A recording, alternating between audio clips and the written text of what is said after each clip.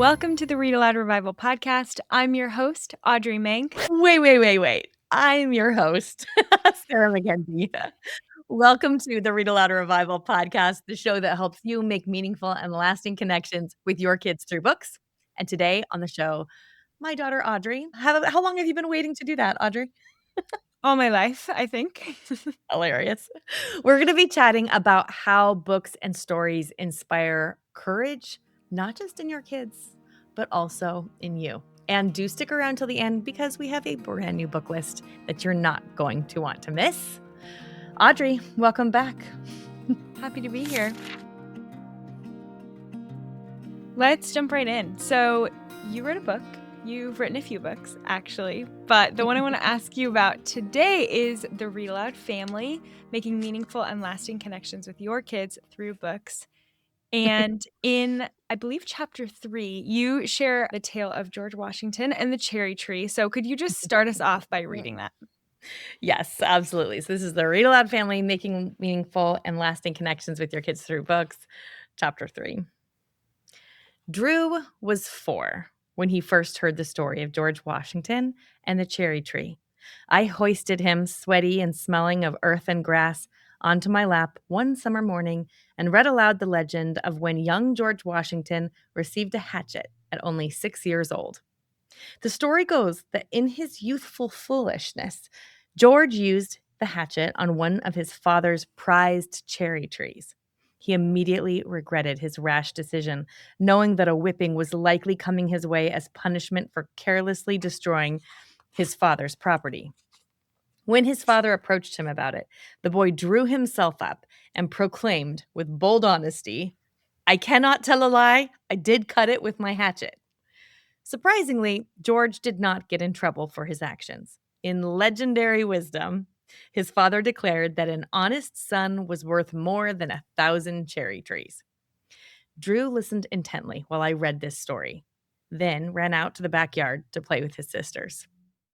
Later that afternoon, while scrubbing the overflowing stack of dishes from the previous night's spaghetti dinner, I looked through the window above the kitchen sink just in time to notice Drew hacking at my yellow tea roses with a large stick, his little body swinging from side to side in exuberant destruction. I threw the dish rag on the floor, flung open the sliding glass door, and shrieked for him to stop, demanding he tell me just what on earth he was doing. He dropped his stick and turned glittering brown eyes toward me as a wide smile spread across his face. "Ask me if I did it," he exclaimed, proudly pointing at the drooping rosebush. And then I knew. I sank wearily onto the back step. "Did you beat down my tea roses?" I asked weakly. He scrunched up his face and puffed out his chest. "I cannot tell a lie." I just love that story. I don't remember this exact day, but I can just picture little Drew being so proud of himself for telling the truth in that moment. But I think it's such a good illustration of how stories can really impact us, and hopefully not always to make the same mistakes as the characters that we're reading about and hack down our mother's tea roses, but really to walk a mile in another's shoes. And not only that, but even more to see what it's like to be heroic, to be courageous and brave, even in the face of fear.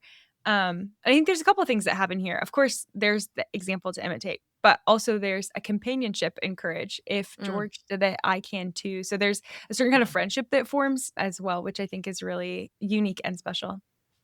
It's funny because just this week, we've been reading aloud Number the Stars by Lois Lowry. And I was reading about the part where Anne Marie's mom breaks her ankle. I was going to say sprains her ankle, but I think she actually breaks her ankle on a path running through the woods. And as I read, it says, Anne Marie finds her mom on the ground and then asks her how she is. And her mother looked up with a pained, drawn look on her face. And I just happened to look up at Emerson, one of my 12-year-olds, as I said that. And I watched him, like he was laying on the couch, and I watched him like change his face, like he was changing it, like what would a pain-drawn face. You could see him doing it. You might notice this with your kids when you're reading aloud. It's like really interesting if you watch when people are doing something with their like it's their body is being described, like a stance or a expression or something. A lot of times our kids will actually act it out as you're saying, and as you're reading it aloud, and just noticing that this week where I was like, oh my goodness, that's what he's doing. He is now doing exactly what Drew was doing when he was 4. My poor tea roses. I mean, I knew it. That kid is 20 years old now and still giving me a run for my money, but I'll tell you what, that was very on the mark for Drew at 4 years old. I wonder, do you have any experiences like this from your own reading life? Yeah, I am a huge fan of the Anne of Green Gables series, and I know I'm not alone in this. I'm sure many of our listeners Yes. can agree wholeheartedly with that. But I think the book that really stood out to me the most, there's 6 books in Anne's kind of canon of stories about her life, and then there are a couple about her children at the end. But is book number 3, Anne of the Island. And I think I read it every single year I was in college because in it, Anne is at university and she's studying to be a teacher, and there was something so comforting about the experiences that she was walking through, even though she was, in an experience many decades ago in Canada and I was in America in the 21st century. I was just still so comforted by the same through lines in our lives of, needing to study and forming relationships with friends and all this figuring out who you are and what you're going to be about in your life and walking with Anne through that and just sort of experiencing, in a book, you get to experience both their internal dialogue and externally what's happening, which sometimes you don't even necessarily have with your friends. And so I think that that was a really big gift to know, oh, these things that I'm thinking and feeling, Anne is too. And she's here with me in a certain sense through this book. So I would Mm. often walk around campus with my earbuds and listening to Anne of the Island. And I just found a real friend in that book. Mm. Which is one of those things that is not easily quantifiable, or even I don't even know that I realized exactly that's happening, or it's happening, like you said, when you're on a college campus, when you're already grown. It's not something that's didactic, like I'm going to sit down and I'm going to read Anne of Green Gables to you so that you develop a friendship with Anne so you feel less lonely in the world. That's not how that works, right? And in the same way, I think as mothers, we do have this temptation to lean into didactic teaching, like try to make something a moment of clear instruction, which of course there are a lot of opportunities and needs for clear instruction, like teaching your child to look both ways before they cross the street or hold your hand when they cross the street. Teaching someone to look at your child to look someone in the eye and shake their hand, or how to behave at a meal or whatever, right? There are those stories. Place to shine here is not in being a role model for our kids in the sense of like, do it just like this character did, not like that, but more like an inspiring them toward this heroic virtue, inspiring them to overcome obstacles. Because if we read stories with our kids, we're giving them the chance to walk a mile in the shoes of someone else and see them overcome odds, since all stories are about characters who have to overcome really difficult things. I think one of the most powerful things we can do when we give our kids stories is let their own sense of courage, their own sense of being in the world being formed by the truth and the goodness and the beautiful things that are in stories. Anne Lamott gave this TED Talk in 2017, and I love this quote from her TED Talk. The TED Talk was called 12 Things I Know for Sure. And she says, You can't run alongside your grown children with sunscreen and chapstick on their hero's journey. You have to release them. It's disrespectful not to. as they grow and move out into the world, they'll face struggles in work, relationships, and all manner of situations. We can't bear the brunt of it all for them. And we don't really want to anyway. We want our children to be brave, kind, honest. And how will that be possible if they've never had the opportunity to face fear, unkindness, and the temptation to do wrong? I think that's one of the things that is, I keep wanting to say, like, the unique gift of a story or of a book is that, there really can't be courage without fear. Or what does she say here in hers? We want our children to be brave, kind, and honest. And how will that be possible if they've never had the opportunity to face fear, unkindness, and the temptation to do wrong? Those virtues only show up in hardship, and stories give our kids a really beautiful way to watch characters face challenges and react to them, not always with virtue, but then see what happens then and experience life and feel what that feels like. It's just this really human experience. So we allow our kids to live vicariously through these stories and be inspired toward a sense of courage, especially because pretty much every story you read has a character who's facing seemingly impossible odds. There's actually this part in most stories that storytellers call the all is lost moment. And it is basically the moment when it seems like there is no possible way out. In some of the writing classes that I've taken, when we talk about the all is lost moment, I have a writing teacher who will say, if you know how your character is going to get out of it, it's not hard enough. Like, we got to push it harder. So that as you're writing this story, you're writing a struggle for your character that feels impossible. And then you got to figure out how they're going to get out of it. But that's the kind of thing you're reading. You're reading it does seem like an impossible odds.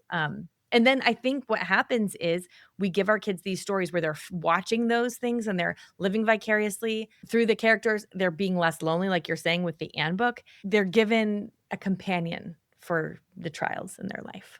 Absolutely. From the moment I learned about this, like all is lost moment, I started to pay attention. And if you notice, even if you just watch a movie, a film, about the last 15, 20 minutes of the film, there'll be this moment where, it feels like everything is going along the way it should be. And then there's this all is lost. Everything seems like it's going to fall apart. And then it resolves in hope. And I think that is also the importance of not only do you have a companion in the places that feel really difficult, in the hardest parts of life, but also that doesn't get the final word, right? And hope gets the final word. Well, it's so interesting because there have been times when your younger siblings have come to me reading a book and they'll just be like crying or really upset or like, oh my goodness. And I'll ask them, they'll say, like, this book is terrible, Mom. You'd never guess what happens.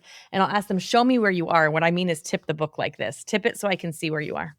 Because if they tip a book and I see them here, if you know enough about story, you start to realize, like, what the storyteller is doing there or the midpoint. But you get to about 3/4 of the way through. And if they're struggling with that, that's because they just hit all is lost. And so I can tell them what is happening right now. And they'll go, the all is lost. I'm like, keep reading. Never quit a book at the all is lost. Yeah, keep going. It's such a good reminder. Don't quit when it gets hard in your book or in life too. Yes. Listen, if your book is too hard and you're struggling here, that's a whole different story. We can talk about that on a different episode, but never quit at the all is lost. So true. Is there a book that stands out to you as one that does this really well?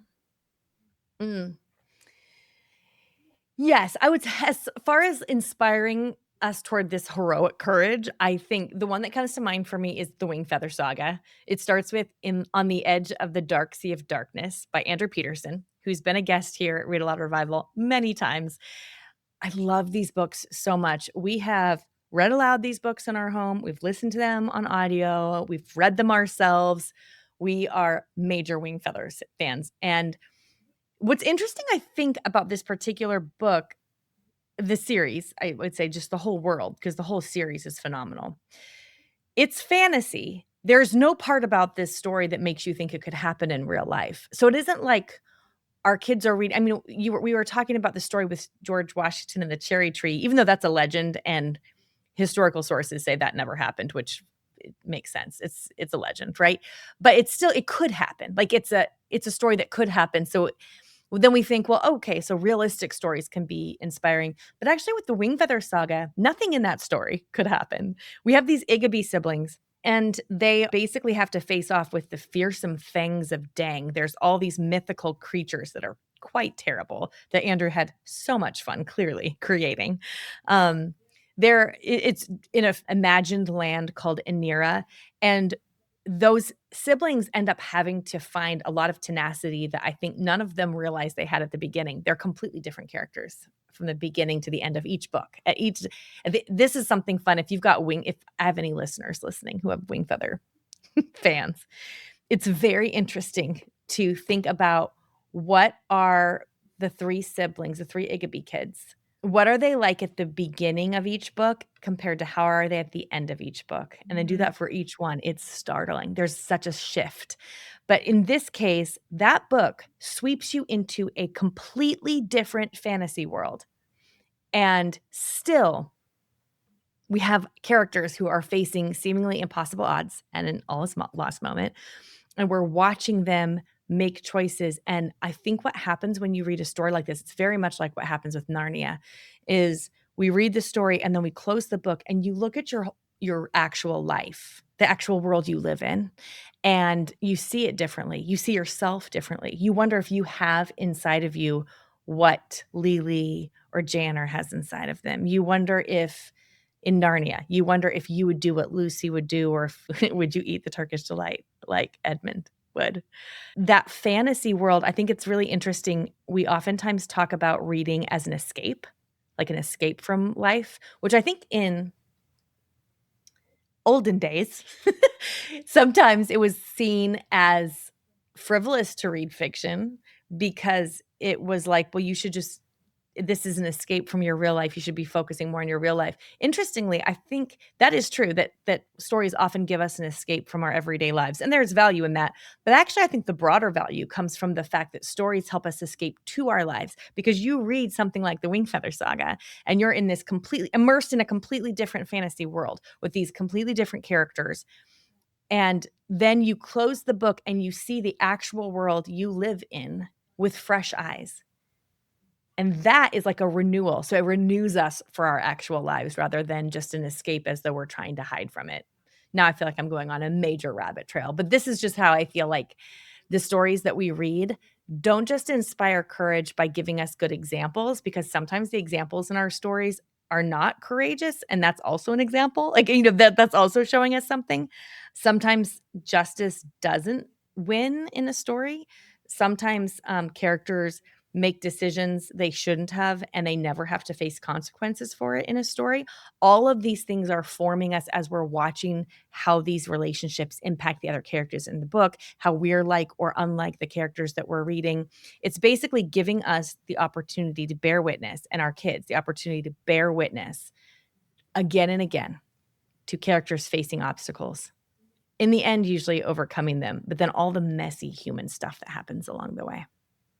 Oh, absolutely. Yeah, and I think Chesterton says it, so I think it's Chesterton who says this, that in, fairy stories, in these fictional tales, something like rivers will run with wine, and to remind us that they run with water. And I know that Tolkien talks about this in his essay on fairy stories, where he talks about how entering into fairyland, we're able to return to our lives afresh, and see the green grass and the blue sky as something new again. So it sort of is more of a rejuvenation and a refreshment, an escape that, fills our cup and restores us to return to reality. Yeah, it's like we don't even realize how amazing it is that the apple is bright red on the tree until we read a book and see that they're golden. And then all of a sudden we can look at our apples a little differently. Exactly, the river running with wine. And then we're shocked and amazed that it runs with water. So good.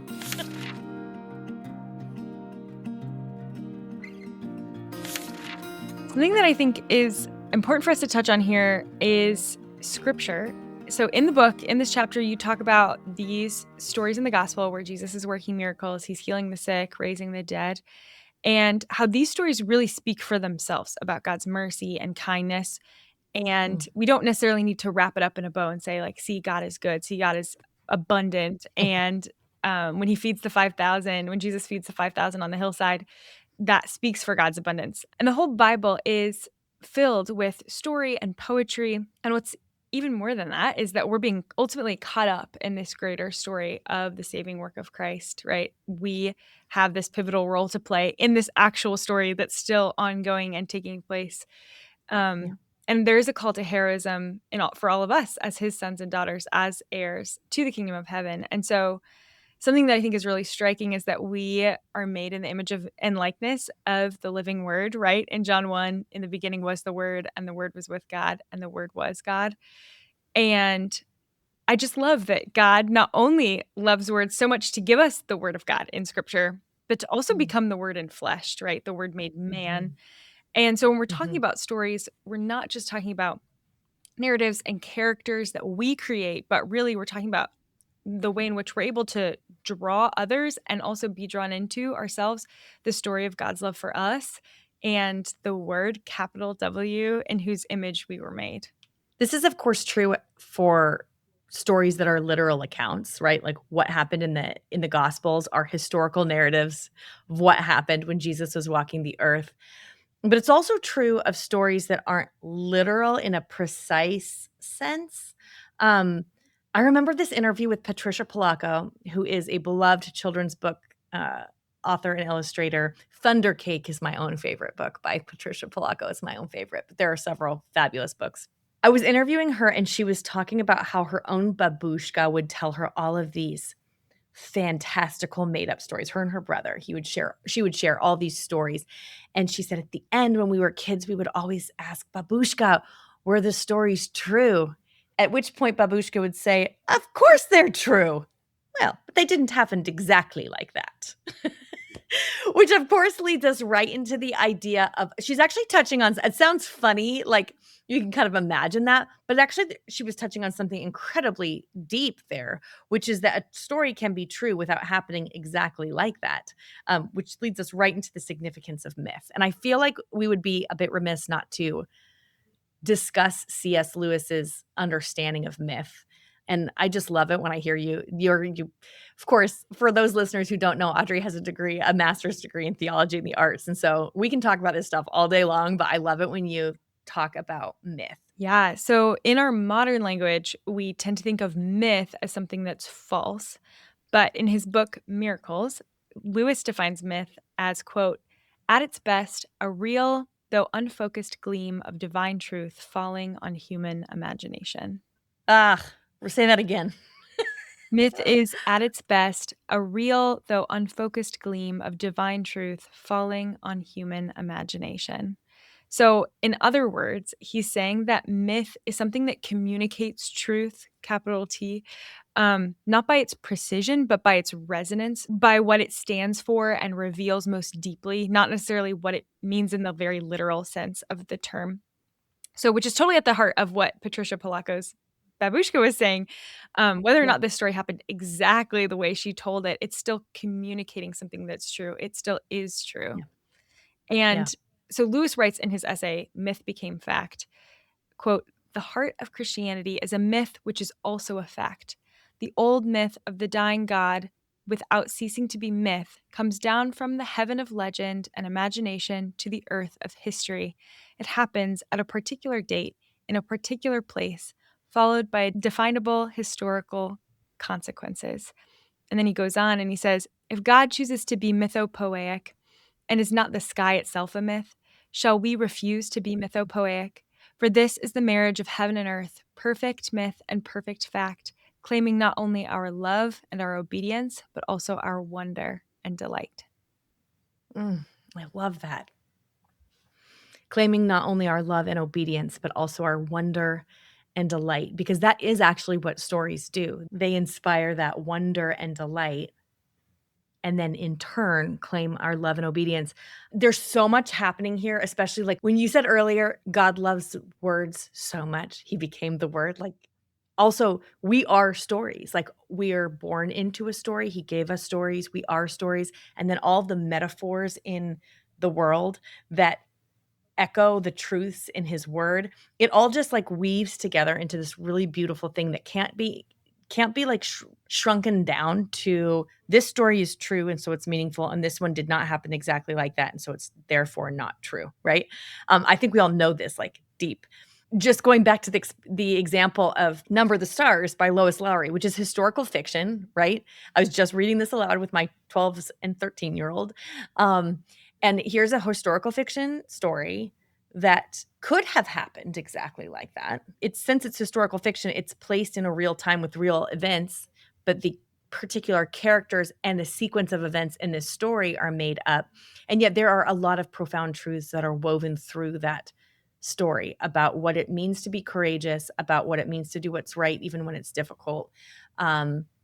About the importance of the thing that stuck out to me this time, and I've read this book multiple times. I don't know if it's ever hit me the same way it did this time, was the importance that the Danish resistance put on only giving the people who were working with them as much information as was absolutely necessary. So you were like delivering packets or people or a basket with bread, cheese, and something underneath it that you don't know what. And they only tell you as much as you absolutely need to keep you safe. That was just an interesting idea that really stuck out to me because it came up multiple times in that story. So we have all these truthy things in the story that bubble up out of a story that did not happen exactly like that. This is also reminding me of an experience we had of these like deeper meaning, deeper things that we consider when we read books together. When you and your sister and one of your sisters and one of your brothers were younger, and I think you were probably like 8, 6, and 4, or 9, 7, and 5, something like that. And we were reading The Wonderful Wizard of Oz, which is an absolutely excellent read aloud. And at some point in the story, we have the Scarecrow and the Tin Man who are arguing over whether it's more important to have a heart or a brain, like which is more important. And so I asked, well, what do you guys think? What's more important, a heart or a brain? And without missing a beat, do you remember what you said? I'm quite confident that what I said was a brain. Hello. Because I'm an Exactly like intellectual, that, if nothing probably. else. Yeah. Exactly. It totally hits. And Allison, who was always in her like tutus and dresses and fairy Our whimsical costumes, girl. Yeah. yes, instantly was like, but how would you love? How would you love God? How would you ever fall in love? She was very distressed by this. It was such an interesting conversation. It was a remarkably philosophical conversation with such young children, right? Which was fun too, because it was like it turned up this great conversation that I don't think would have just come up on its own. The story actually fed us, like led us into this conversation. But it's relevant here because we're talking about feeding the mind and the heart. Actually, the real answer is you can't choose the mind or the heart, right? That God created us with both to feed each other and to rely on each other. And in the similar way, we of course have moral law and objective truth. And we also have story and a song and a poetic knowledge that comes not from facts that are memorized, but from stories. And so I think it's like the mysterious quality of this. It's mystery. It's also very ordinary. And it happens every time we read a story. And then it was also given to us in scripture, a God who became man, a myth that has become fact without losing any of its mythical quality in the process. And that is the miracle, right? Well, I just have to read a line from the Read-Aloud family where you write, happily ever after is hardly a myth. And here we mean myth in the false sense, right? For those who believe in the promise of eternal joy in heaven, the quest for truth is tucked into every story. And when we read such stories to our children, they can't help but hear it. It's the roar of the lion, the song of Aslan, the call we were created to answer. It beats within each of us already, however faintly, and it encourages us that we have what it takes to do what is right in the face of hardship, when no one is looking and when we would rather do what is easy. I mean, I think it's precisely because stories reveal to us what is most deeply true that darkness will not overcome the light, right? That makes stories so powerful and is why I believe they're the most powerful vessel to inspiring that kind of heroic virtue in our kids. Not because we're looking for books that have role models for our children the way that we are trying to be role models for our children, but in a way that like unlocks or opens up an exploration of these deep truths that show up in stories, that show up every time we have a character who has to face insurmountable odds and overcome them or overcome their own weaknesses to become who they need to be in order for the thing that they want or need to happen.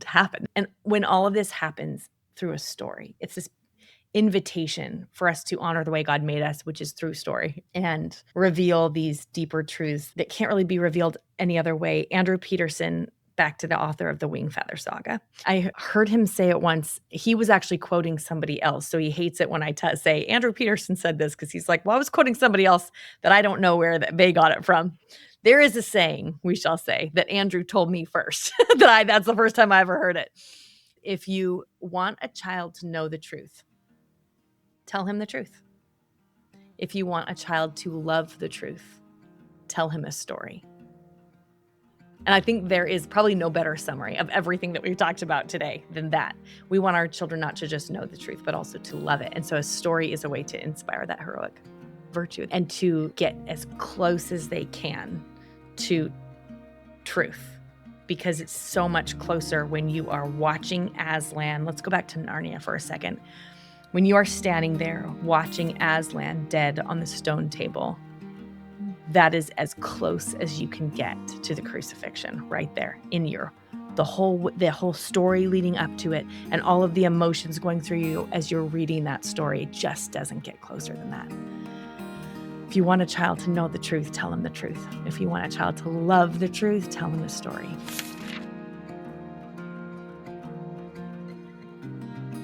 Speaking of Andrew Peterson and the Wingfeather Saga, I promised at the top of this episode that we have a brand new book list, and we do. We have so many kids who are major Wingfeather Saga lovers at Read-Aloud Revival that we made you a book list of books that we think you'll love if you love the Wingfeather Saga. Because when you get through that series and you think like, oh my goodness, what else can I read? I love this series so much. We get that question a startling amount of times. So we have made you a book list. We got you covered. So a whole book list of recommendations. If you love the Wingfeather Saga, if you love the Chronicles of Narnia, if you love the Green Ember, any of those kinds of books, you're going to love the books on this book list. To grab that book list for free, you can go to readaloudrevival.com/277, since this is episode 277. And you can grab the book list for free there. And I would also encourage you to grab a copy of the Read Aloud Family if you want some more funny stories of my kids. Maybe taking some of the things that we've been reading about in our read-alouds and living them out in an interesting way. I think I have another funny story or two, and specifically about how the Wingfeather Saga impacted my kids. But actually, there's a whole chapter on how stories inspire heroic virtue. So you can get that anywhere books are sold. We hope you enjoyed today's episode. Audrey, thanks again for coming back. I just keep talking you into coming back over and over and over again. We'll see how long I can get away with this. Thanks for having me. Thanks for listening, everybody. I'll be back in another couple of weeks with another episode. But in the meantime, you know what to do. Go make meaningful and lasting connections with your kids